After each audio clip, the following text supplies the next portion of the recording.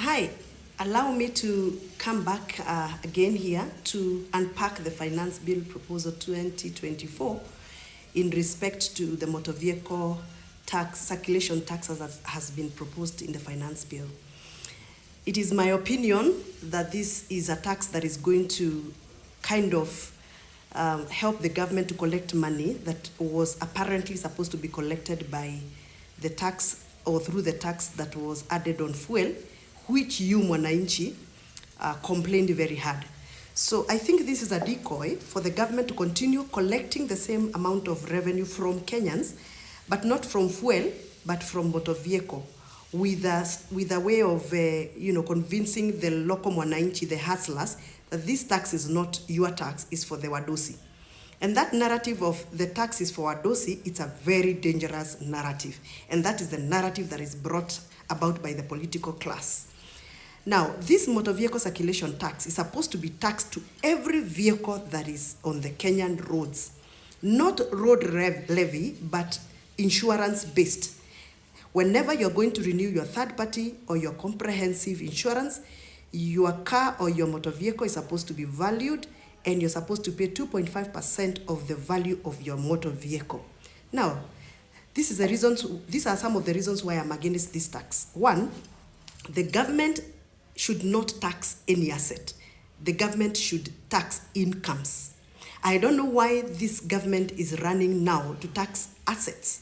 Remember, when you buy a car, for example, from Japan, you pay import duty, you pay stamp duty, you pay excise duty, and many other charges around importation of a car, including a number plate, which you are paying 3,000 shillings for a number plate.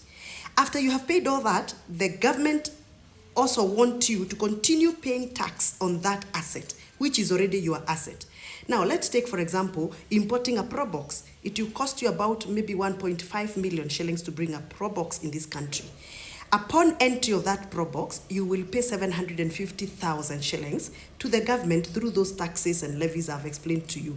Then when you own that car, and the car is now under your name, the government wants you to collect money for them and pay them every year 2.5% of the value of that car. So hii serikali na kusukuma mpaka hiyo gari wakati itakuwa mkebe, yani itakuwa depreciated to zero value. You will continue paying for that car. Yani hii ni serikali ambayo inakuja sasa kuchukua ile mali ambayo wewe uko nayo. Remember, the spirit of taxation directs that the government only taxes you for the incomes you are making. Now, having a car, are you making any income? I wish we would be given an opportunity to prove that I have this car, but it is helping me to bring income. Therefore, I can pay tax. But if I have a car that just takes maybe children to school, or a car that just takes my mother to a hospital, or a car that just transports children's home to school, on a voluntary basis, on a public service basis, why should you pay taxes on a car that is not giving you any income? This is against the justification of the spirit of taxation in this country. Now, what is the impact of this motor vehicle circulation tax to business community? One, hii tax musiambiwe ni ya wadosi. Wewe kama unatumia matatu, hii tax itakufinya wewe kwa sababu mwenye matatu akilipa hiyo tax itabidi kuongezea nauri. Wewe ambao unategemea malori ikuletee makaa, ikuletee waru, ikuletee cabbages for your business, hiyo gari ikiongezwa tax, hata yeye mwenye hiyo gari atakuongeza ile bei anakulipisha. So at the end of the day, hii tax sio ya wale wadosi, hii tax ni ya kila mtu. Kampuni za insurance zitasafa kwa sababu watu wengi sasa watakimbia, hawatataka kuchukua insurance cover, na hivyo ni kusema itakuwa sasa tumefungua mabarabara zetu, askari wa polisi wa traffic watakuwa sasa wanakula hongo kwa sababu ukipatikana na gari ambayo haina insurance service, si utasukumwa na askari. So this is a way of opening up to more bribery and more corruption on our roads. 3, most insurance companies will close down or they will retrench because business ya insurance itaenda chini. By the way, right now insurance uptake in this country is less than 3%. So tukiongeza hizi pingamizi tunaongeza kwa mataxi, it means then even the uptake will be lower. Na ya mwisho, mimi sielewi kwa nini serikali ya Kenya inataka sasa kuja kutax assets. It means tukiwaruhusu wachukue tax kwa asset ya magari zetu, kesho watakujia mashamba yetu.